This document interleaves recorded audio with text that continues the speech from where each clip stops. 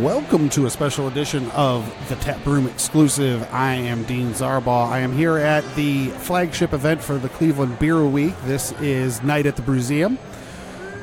There's like 10,000 people here. There's a ton of people. I'm going to pretend like I edited myself there. Everywhere I look, just beer, people, food.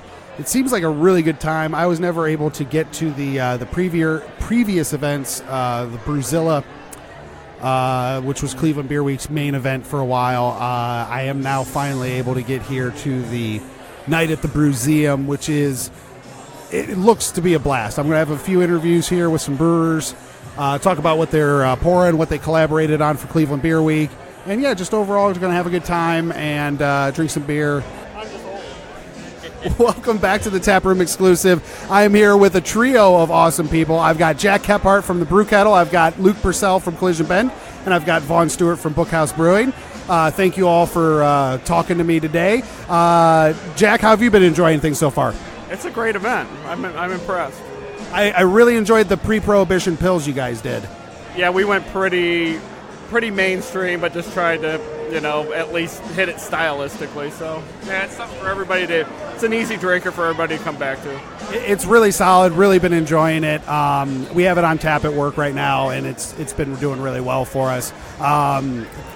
What was it about that made you decide that style? It was just with Andy Tavreekurum and Marty from Millersburg Brewing, and now you're putting me on the spot because I'm trying to think of our third collab partner, but we just thank you.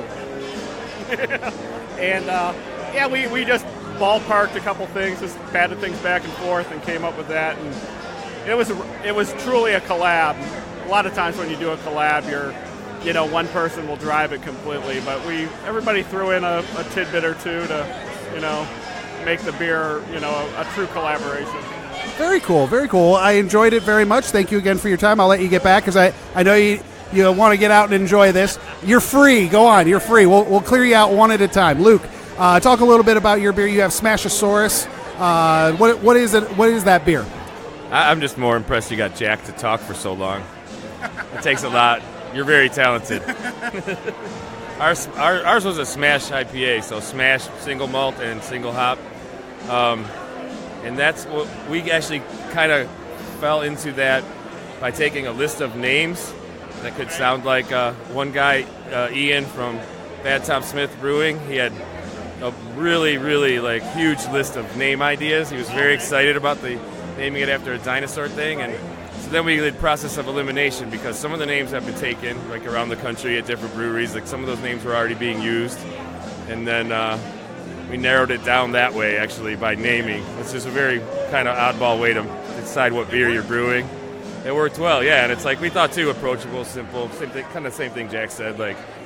We want hoppy beers are obviously very, very popular these days still, and we want something that everyone's gonna like. It's Beer Week, and we didn't get too crazy.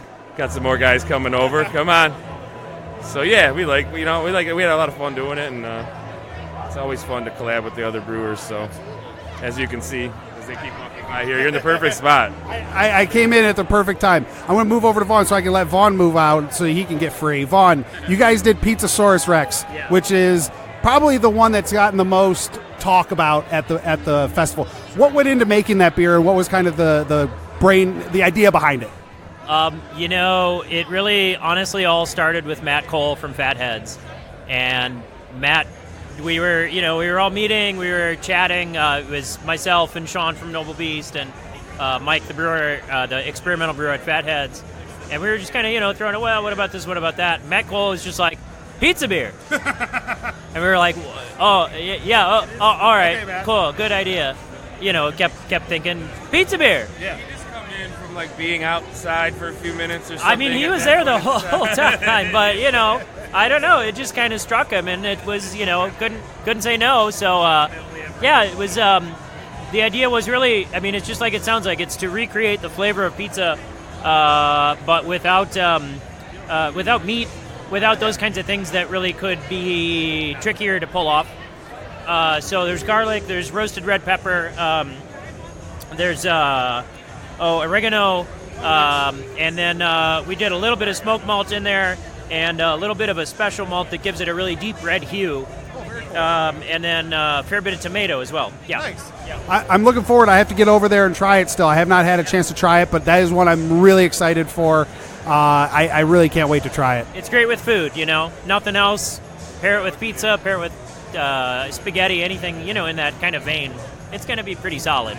Absolutely. Vaughn, I'll let you get going. Enjoy the rest of your night, dude. Thank you so much for taking the time to talk with me.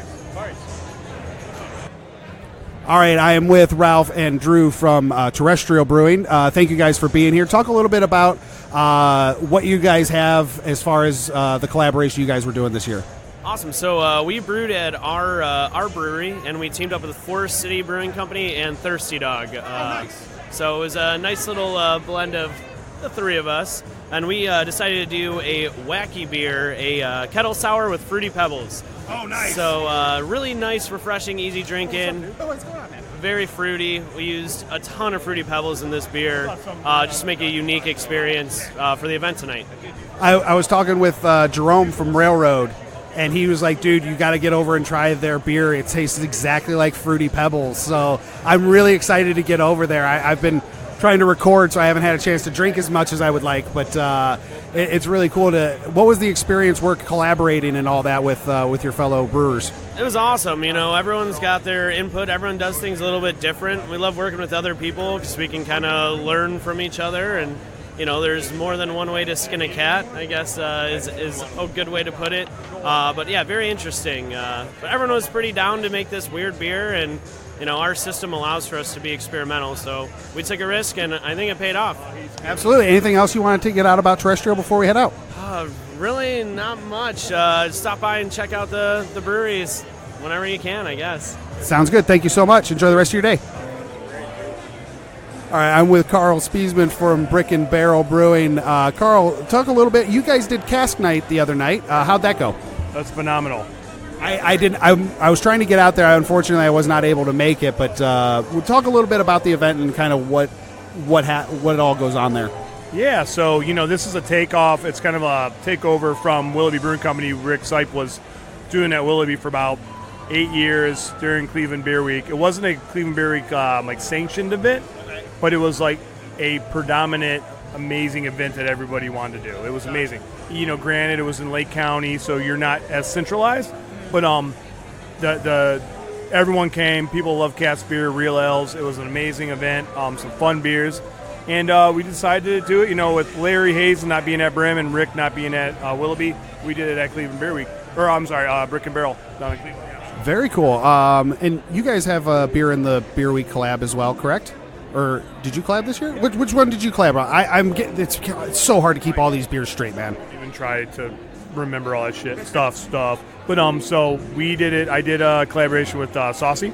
Okay. And I'm gonna try to remember everybody. But Cleveland Brewery was there. Cleveland Brewery from on East 185th and Euclid, and somebody in Columbus. And they're gonna kill me because I forgot who they were. I know. I'm trying to remember. Seventh Son, yes, Seventh Son, and it was Saucy, and I think that is it. And that was the Baby Hazosaurus, correct? Baby Hazosaurus, yeah. 3.8%, like low-cal? What's that? Low-cal, low-carb? Yeah, pretty much. I mean, just a hazy, low ABV beer, so it's not... Yeah, the calories are going to be low, Too much sugar's in there, so it's delicious, it's smooth, it's slick, it's easy drinking. It was a really good collab. It was really nice. Absolutely. It sounds awesome. I have not had a chance to actually... try it yet. I've been trying to get everybody's around it. Like I said, I've been doing these interviews and stuff, so it's been hard to get around to the actual booth, but I'm going to be getting over there and trying it soon. I really can't wait to try it. It sounds delicious. Anything else about Brick and Barrel you want to get out?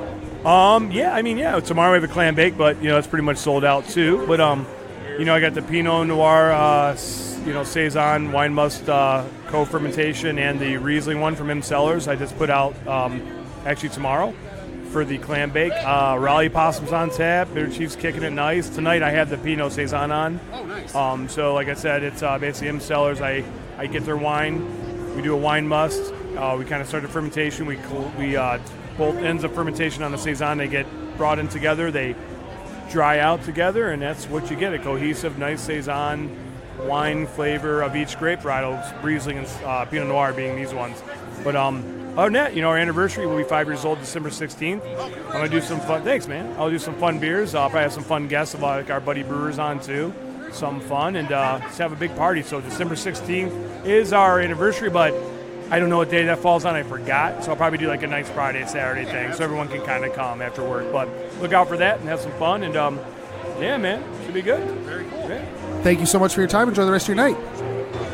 All right, welcome back. I am here with Ed Thompkins from Heinen's. You helped put on the event this year. You guys kind of stepped in and really picked up the event this year. Talk a little bit about what it was that you wanted to get involved with this year and how you kind of pulled everything off. Sure. Well, this is the 11th year of Cleveland Beer Week, and for 10 years we did a lot of things that were kind of the same.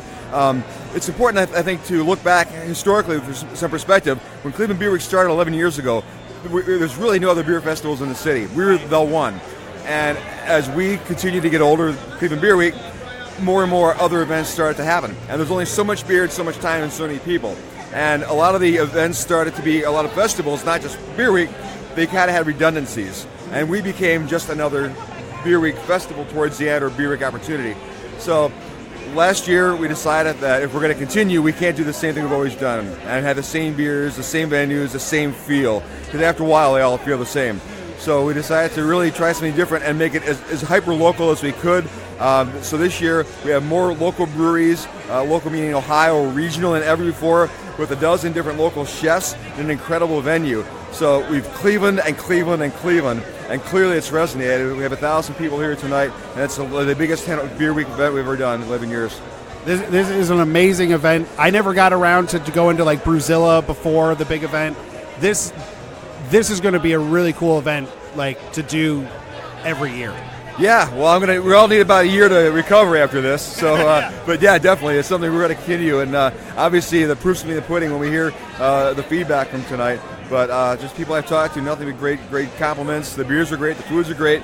Again, tremendous venue. You can drink beer with the dinosaurs. What's not to like? Absolutely. And then right now we also have the platform bragging rights is in stores at Heinen's right now as well. Is that correct? Yeah, absolutely. That's the red IPA and a lot of localness in there as well. So, I always say you can't out Cleveland to that audience, and this certainly proves that.